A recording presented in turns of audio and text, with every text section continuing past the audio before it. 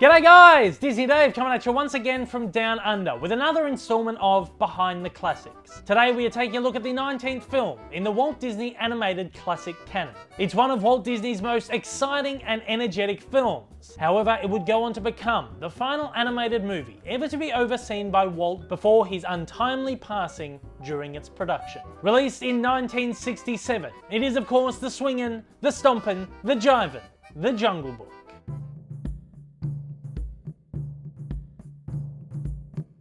Based on Rudyard Kipling's 1894 novel, The Jungle Book was the suggestion of Walt Disney Studios storyman Bill Peet, after the unforeseen lukewarm reception to that year's feature, The Sword in the Stone. Peet felt it would be important for the studio and its animators to revisit the animal kingdom, telling Walt that he believed, "We can do more interesting animal characters." Following his advice, Disney put the film directly into production, giving Peet complete control over the story. Peet and his writing team developed a treatment which stuck very true to the source material of Kipling's novel. However, given the story's dark tones, adult themes, and episodic narrative, Disney wasn't impressed. After a long, difficult argument with Disney, Peet left the Disney studio in early 1964, citing creative differences. Disney, not wanting to throw away a good idea, reassigned the production to writer Larry Clemens, who had previously helmed a handful of animated shorts, including the previous year's Winnie the Pooh and the Honey Tree. Under Disney's incredibly close supervision, and with his tremendous amount of creative input, Clemens and his writing team, which included Disney himself, developed the film we all know and love today.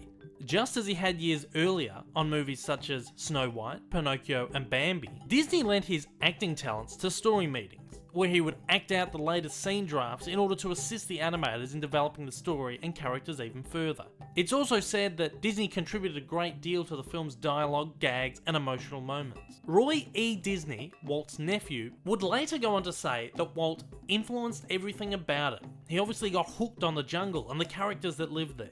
Given that, at this point of his life, Disney was becoming less and less involved with animated features, as he spent most of his time between working on his theme park, developing his entrepreneurial ideas, presenting his television series, and producing live-action features. The Jungle Book is one of the rare Disney animations of the era to have had such a close supervision and input from Walt himself.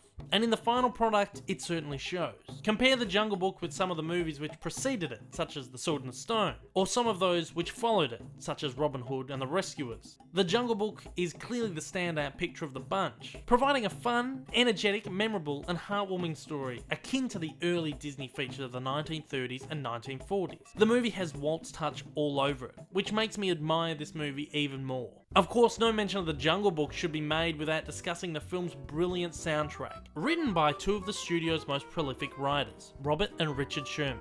The Sherman brothers had a notoriously tumultuous relationship, but were able to write spectacular, memorable music together, with their most famous film collaboration previously being the soundtrack to Disney's Mary Poppins. The soundtrack of The Jungle Book is wonderful, and one of my absolute favourite Disney soundtracks. It's one of the rare soundtracks I could listen to over and over, independently from the movie itself.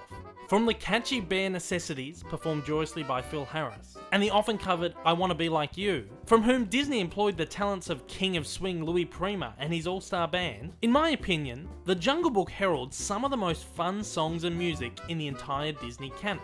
But I guess it doesn't help that I'm a self-confessed jazz and swing fanatic. As I previously mentioned, The Jungle Book was the final film that Disney himself contributed to and oversaw the production of. On December 15, 1966, Walt Disney passed away, aged 65 years old, 10 months before the movie was due to hit theatres. After his passing, the fate of the Disney studio was in balance, and it was said that The Jungle Book was the movie that would determine whether the studio, or more specifically the animation division, would continue to operate or close down. Luckily, the movie was a box office smash, and likely sealed the fate of Disney animation going forward. And for that, we owe The Jungle Book a whole lot, in allowing Walt Disney's legacy to continue. With a memorable and heartwarming story and cast of characters, most of which were crafted by Walt himself, Walt's last foray into animated movies is one of his greatest achievements, and one I admire deeply. Thank you for joining me for this installment of Behind the Classics. If you've enjoyed this mini documentation and would like to join me for future installments, to make sure you keep up to date, please, after the jump, hit subscribe. Thank you once again for watching, and to absolutely everybody out there, I hope you have a magical day.